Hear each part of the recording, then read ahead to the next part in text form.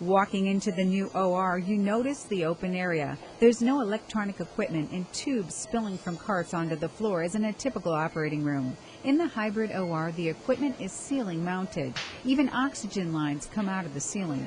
The advantage of the room is we can work in this small space, and everybody in the room can see exactly what's going on. They can anticipate and get whatever equipment might be necessary to treat the problem that we're running into. This new design allows doctors open access to lights, medical equipment, the patient's medical information, and an advanced imaging system. With our room, what we can do is float a catheter in. You'll see, and we can put the catheter right in here, and we can identify exactly where this communication is. Then we'll just make a very small incision over this and go in and ligate that communication. It's the only surgical suite in the region where patients can get diagnosed and treated in one visit. Ordinarily, we'd have to make a long incision and search high and low to try and identify that area, but with our imaging system, we're able to see it. The real-time imaging in the OR can save the patient up to a month of time waiting on labs and then having additional surgery. The difference is it's a one-stop treatment. And as Dr. Watson performs the procedure, he's also teaching residents in remote locations. We also have a camera in the light that also allows us to transmit images as well. Mayday, mayday, mayday. We have a firefighter down. This is the kind of situation firefighters hope they never have to face. A deadly fire here in Columbus 20 years ago has made this required training for firefighters coast to coast. We've always trained a lot on rescuing people from burning buildings, but we never really trained on saving our own. That all changed July 25th, 1987, with this fire on High Street.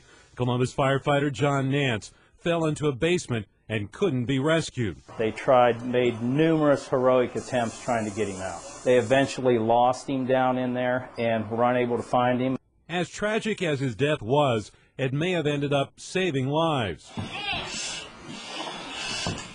By leading to this training exercise for rescuing fallen firefighters known nationwide as the Nance Drill.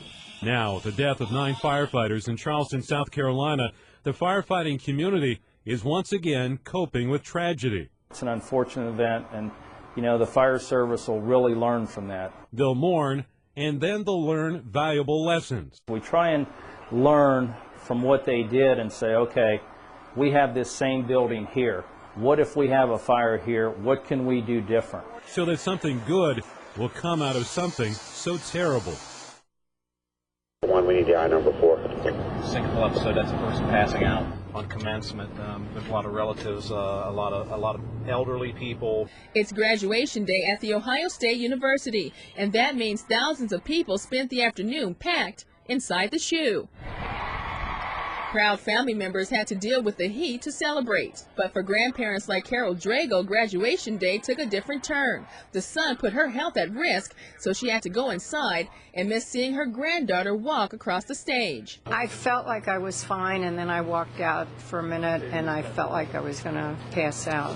7 Columbus emergency crews were on standby at the chute during graduation, and they were needed, with at least 6 calls per hour, most of them because of dehydration. People have to hydrate themselves ahead of time for a hot day like this, and most of us don't think of that. Columbus Fire Lieutenant Tom Gritter says when the heat index goes up, so do the number of heat-related calls. Crowds like this one at the chute combined with high humidity can be dangerous. They're in a closed area. There's not a lot of ventilation. There's not a lot of circulation of air. The elderly weren't the only ones at risk. People of all ages ended up at the first aid station. We just got overheated. After 2 hours sitting out in the direct sunlight. I drank about 3 or 4 bottles of water, but it's ice so hot. Throughout the entire commencement ceremony, the crews answered calls for help, a service that was greatly appreciated. And they're wonderful here. They are just amazing. A drug-resistant strain of bacteria shut down classrooms in Marion, New Albany, and even at Columbus State. Worthington schools are still fighting whooping cough. Germs are being spread by all of us. Here's how. This is a special lotion that helps simulate germs. Rub this stuff on your hands, and it's going to help us track the germs we may be leaving behind throughout Central Ohio.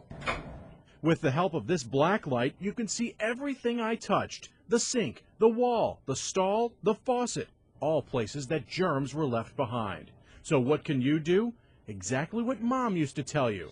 Hand washing is the most important thing to stop the spread of disease and illnesses in our schools and in our community. ABC 6 on Your Side wanted to get the dirt on Central Ohio residents. We investigated more than a dozen bathrooms all over Central Ohio, in libraries, malls, even the State House, to see if you're washing your hands. 80% of folks we observed did wash their hands. Sounds pretty good, right? Well, only 74% of those hand washers used soap.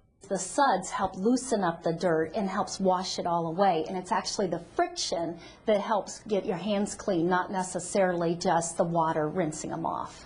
The CDC says you should wash for at least 20 seconds.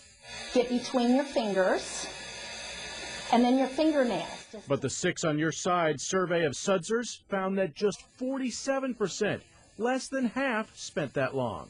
Some guys will splash some water on, but for the most part, guys will just walk right out. They're telling us that we need to wash our hands all the time, but I don't really feel that more people are doing it. Worthington schools have been dealing with whooping cough. We thought it was the perfect place for a hand washing test.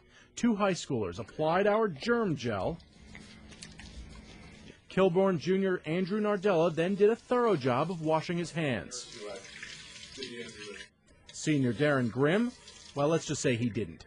Then we set them to work. When they got up from the computer, we went to work, checking for simulated germs left behind.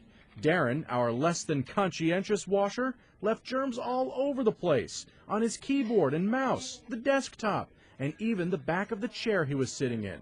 But take a look at the computer where Andrew worked. He washed his hands so well that we couldn't find any germs he left behind.